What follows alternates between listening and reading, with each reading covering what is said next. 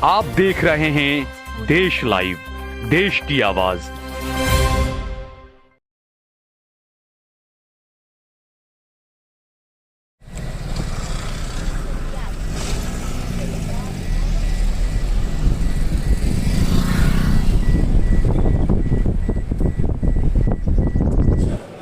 यानी 2026 के साल को ईयर ऑफ अपॉर्चुनिटी तपोरो वर्ष कहेवाय सरकारी नौकरी पावे इतने जो खाली पद है सब पूरे करेंगे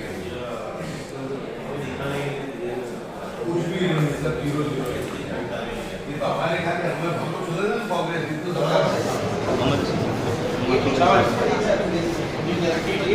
ऑनलाइन इसमें बड़ोड़ा और यहाँ अच्छा में एमएटी स्कूल है, कॉलेज में अंजुमन है, इसी अहमदाबाद में आमिर भाई नेवल साइंस है, तो बहुत सारे इससे ऑनलाइन एप्लीकेशन मिल जाए उसको कारकुन मिल जाए अपने दूरी लोग करना हो जाता है जरूरत इतनी फी ले लेंगे अपने बीमा संजोगी के यतीम बच्चे हैं उनको डर और बाकी जरूरत इतना खाली सिर्फ लंबा चलो अस्सलाम वालेकुम, आदाब। देश लाइव में आपका स्वागत है। मैं हूं सहल कुरैशी। दोस्तों, वडोदरा का एक एजुकेशन मॉडल काफ़ी मशहूर हुआ, काफ़ी सुर्खियां बटोरी, सिर्फ गुजरात में ही नहीं देश भर में। जिस तरीके से मसाजिद का जो इस्तेमाल किया जाता है, हमारे दौर में हमने देखा, मौजूदा दौर में आप देखें तो मसाजिद को सिर्फ मदरसा पढ़ाने के लिए और नमाज़ें पढ़ने के लिए इस्तेमाल किया जाता है। लेकिन सहाबाओं का जो दौर रहा, पुराने दौर को आप उठा कर देखें तो मसाजिदों से हुकूमतें भी चला करती थी। उस वक्त सेक्रेटरीट नहीं हुआ करते थे, यूनिवर्सिटी भी मसाजिदें ही हुआ करती थी। तो वडोदरा मुस्लिम डॉक्टर एसोसिएशन के डॉक्टर मोहम्मद हुसैन साहब मेरे सामने मौजूद हैं, जो ये पूरा निज़ाम चलाते हैं, और कई सारे बच्चे इसका फ़ैज़ उठा रहे हैं, हासिल कर रहे हैं, और कई बच्चे यहाँ से इम्तिहान पास भी कर चुके हैं। इस वक्त मैं कल्ला में मौजूद हूँ और मोहम्मद हुसैन साहब यहाँ पर कल्ला में एक बेहतरीन एक स्कूल, एक अलग पूरा कैंपस बना हुआ है, हॉस्टल वगैरह है, ये बड़ी खूबसूरत लाइब्रेरी बनाई हुई है। डॉक्टर मोहम्मद हुसैन साहब से हम बात करेंगे। डॉक्टर साहब, जिस तरीके से मसाजिद का इस्तेमाल सही से जो किया जा रहा है, सिर्फ मस्जिदों जो है वो नमाज के लिए नहीं है, मस्जिदें एजुकेशन सिस्टम में भी आप इसको लेकर आए हैं, क्या कहेंगे आपके इस मॉडल के बारे में आप? अगर हम पलट के हमारी हिस्ट्री देखें, सीरत का हम अगर मुताला करते हैं तो हम देखते हैं कि मस्जिद नबवी में नमाज़ें होती थी और नमाज के बाद का जो निज़ाम है कौम की तकलीफ़ों का, फलाह का, सारा मस्जिद नबवी से होता था। तो हम जब ये देखते हैं हमारे बड़ौदा की परिस्थिति, तो गीच बस्तियां हैं, लोग एक रूम किचन में रहते हैं, त्योहार आते हैं, डीजे बजते हैं, तो बहुत मुश्किल होता है गरीब घर के बच्चे को पढ़ाई करना।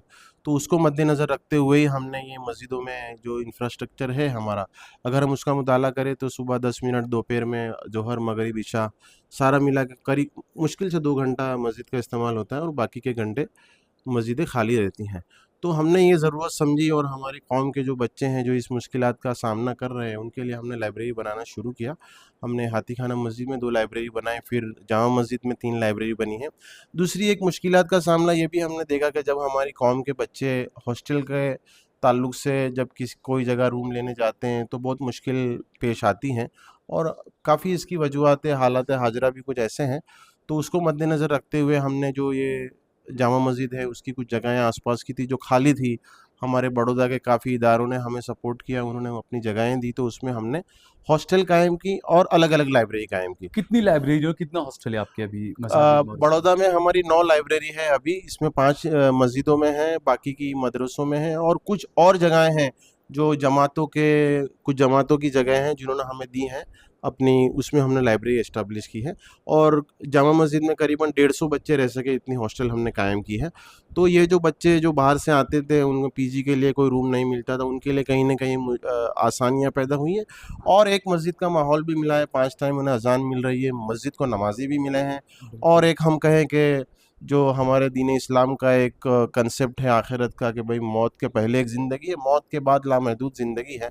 तो हम ये दोनों को मद्देनज़र रखते हुए मस्जिद वाला मॉडल है जिसमें हॉस्टल लाइब्रेरी है, इसमें बच्चे पढ़ते हैं, नमाज भी पढ़ते हैं और दीन से वापस तक भी रहती हैं। मेरी ज़िंदगी का मकसद तेरे दीन की सरफराजी में, इसीलिए मुसलमान, मैं इसीलिए नमाजी, तो कहीं ना कहीं ये जो दीन और दुनिया दोनों को साथ लेके चलने की जब हमने सोचा तो ये हमें मॉडल सबसे अच्छा लगा। और अल्हम्दुलिल्लाह इस एक डेढ़ साल के बाद काफ़ी अच्छे रिजल्ट इसके आ रहे हैं।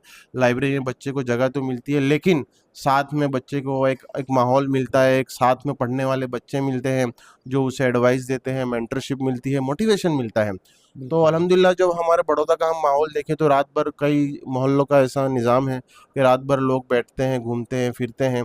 तो ये माहौल कहीं ना कहीं चेंज करने की कोशिश इसके द्वारा हम कर रहे हैं कि बच्चे इस माहौल से बच के इस माहौल में आए और एक नया इनकलाब पैदा। और मैं ये समझता हूँ कि कहीं ना कहीं इससे ही हमारी कौम, हमारा समाज और हमारा देश मजबूत बन सकता है। अच्छा, इसके सिर्फ मेडिकल ही नहीं, आप इसके अलावा कॉम्पिटिटिव एग्जाम की भी तैयारियां करवाते हैं बच्चों को। यहाँ पर भी जो हम कल्ला में खड़े हैं, जी जैसा यूनुस पटेल साहब थे, उनका एक ख्वाब था कि कल्ला में यहाँ पर एक बड़ी यूनिवर्सिटी बने, और ये माशाल्लाह बड़ी खूबसूरत लाइब्रेरी इमारत जो बनाई है, हॉस्टल वगैरह हैं।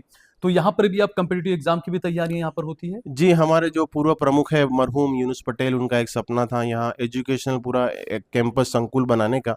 तो उसी सपने को आगे बढ़ाते हुए हमने स्कूल तो यहाँ पर थी, गुजराती मीडियम, इंग्लिश मीडियम भी हमने कायम की, और बाद में ये 250 बच्चों की हॉस्टल और इसमें 2 लाइब्रेरी और एक सेमिनार हॉल।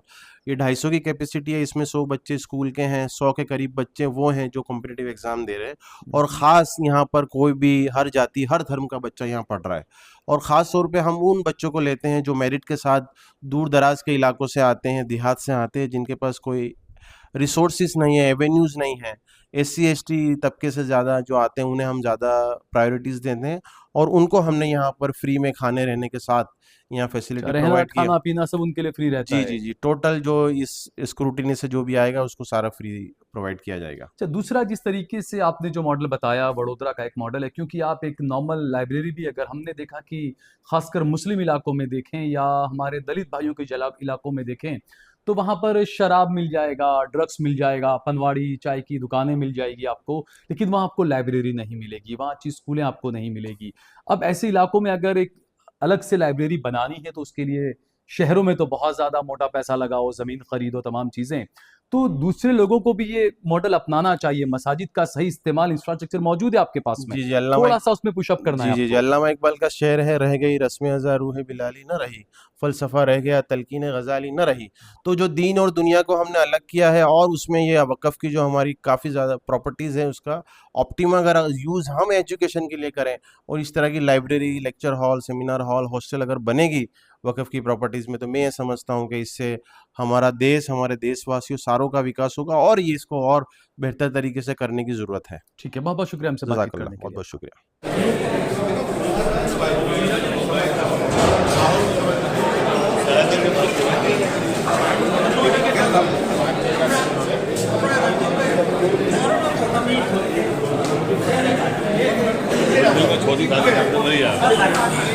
Ale.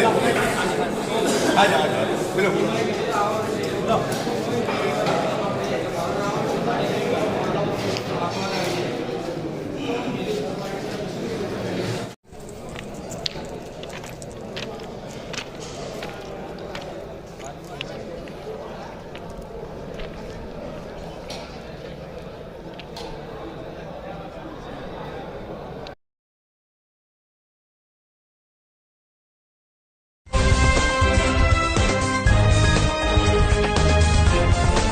देश और दुनिया की तमाम छोटी और बड़ी खबरों के लिए हमारे चैनल को सब्सक्राइब करना न भूलें और बेल का बटन जरूर दबाएं।